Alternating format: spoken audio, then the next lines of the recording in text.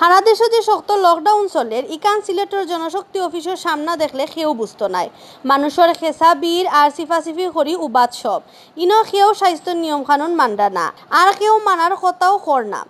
কিন্তু ইতা মানুষ সকল আইসন করোনা থাকি বাঁচবার লাগি টিকা রেজিস্ট্রেশন করাত সরকারে করোনা টিকা দেওয়ার ব্যাপারে গুরুত্ব দেওয়ায় খুশি প্রবাসী সকল কিন্তু রেজিস্ট্রেশন করাত ইনো আইয়া তারা মুখো খালি অভিযোগ আর অভিযোগ বহুত ভুক্তভোগী হইলাম আমরা আইসি ভ্যাকসিন মারার লাগিয়া আবার সাথে সাথে ইনো দেখা যায় দলাল আসন দলাল হলে তারা পয়সা 500 কাছ থেকে 1000 লইয়া তারা ভিতরে হামাইয়া এগুলা কাগজটা আগে আই নয় বা কি আপনার অসুবিধা আপনি কোন এটা তো কইতো না তখন আপনার নম্বর দিলা ফোন দেই আমি আপনি আবার ফোন ধরি না নম্বর কেন দিলা কেন দিয়ে আমরা রানি করেন কোন কারণে আমরা কি অনিয়া করছি নাকি এটা নানান কারণে একটানা 3 দিন আইয়াও বহুত রেজিস্ট্রেশন করতে পারছেন না কেউর গেছ থাকি দালাল পার্টিও বেশি টাকা নিছে কি কোনো সিস্টেম না থাকায় কেউ আগে আইয়াও ফাইরা না রেজিস্ট্রেশনের কাগজ কেউ বাদে আইয়াও কাম করাইয়া বাড়িত গেছেন কি ওলান অভিযোগ করা রেজিস্ট্রেশন করাত আওয়া বহুতে। তো আমি একটু আগে কথা বলতে আপনাদের এইরকম ধাক্কা মারে বলে যে বেটা বাইরে যা আর সব কিছু বন্ধ করে দিব তোর ফাইল যা আছে সব সিরিয়া ফেলাই দিব এরকম খারাপ ব্যবহার করে। ফ্লাইট জুনের 6 তারিখ আসলে মিস হয়ে গেছে এখন তারা যে ব্যবস্থা করেন কালকে আইসি আইয়া সিরিয়াল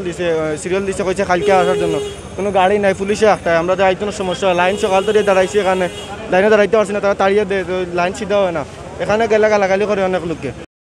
আর অফিসের মানুষে কইরা মানুষের অভাব আর মাঝে মাঝে সার্ভার ডাউন হয়ে গেলে খাম স্লো হয়ে যায় এর বাদেও তারা প্রবাসী হকলের টিকা পাওয়ার খাম করাইয়াও যাইরা। এই কার্যক্রমে যারা সম্পৃক্ত আছে বা আমাদের যে প্রবাস কর্মী ফেরত আছে যারা দুঃখে কষ্টে আছে তাদের সেবা দিতে পারছি যে আমরা সময় মতো জানি না কতটুকু আল্লাহ সাকসেস করবেন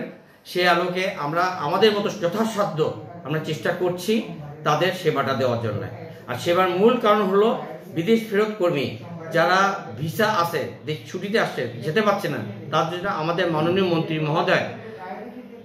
প্রবাসী কল্যাণ মন্ত্রণালয়ের মন্ত্রী মহোদয় যে উদ্যোগ নিয়েছেন সেটা দেশবাসীর জন্য একটা শুভ সংবাদ। আল্লাহর রহমতে এই শুভ সংবাদের আলোকে আমাদের এই কার্যক্রম সফলভাবে এটা হবে। তাছাড়া আমাদের দেশের যে প্রবাসী কর্মীরা আসছেন তাদের রেজিস্ট্রেশন করতে এখন বাধ্যতামূলক করা হচ্ছে যেহেতু তাদের ভ্যাকসিন দিতে হবে। এই রেজিস্ট্রেশন না করলে স্বাস্থ্য মন্ত্রণালয় এই ভ্যাকসিন দিবে না। এই রেজিস্ট্রেশন করার উদ্দেশ্য হলো একটা তালিকা তৈরি করা, এই তালিকার মাধ্যমে আমরা স্বাস্থ্য মন্ত্রণালয়ে ভ্যাকসিন দেওয়ার ব্যবস্থা নিতে পারবো। আর ইতা যাই ঝামেলা ছাড়াও যেসা মানুষেও আমি প্রবাসী অ্যাপ দিয়া খুব সহজেও রেজিস্ট্রেশন করতে পারবা এর লাগি জনশক্তি অফিসও আবারও কোনো দরকার নাই করে জানাইছেন ই অফিসর মানছে। আর নামা চৌধুরী, বাংলা ভিউ টিভি, সিলেট।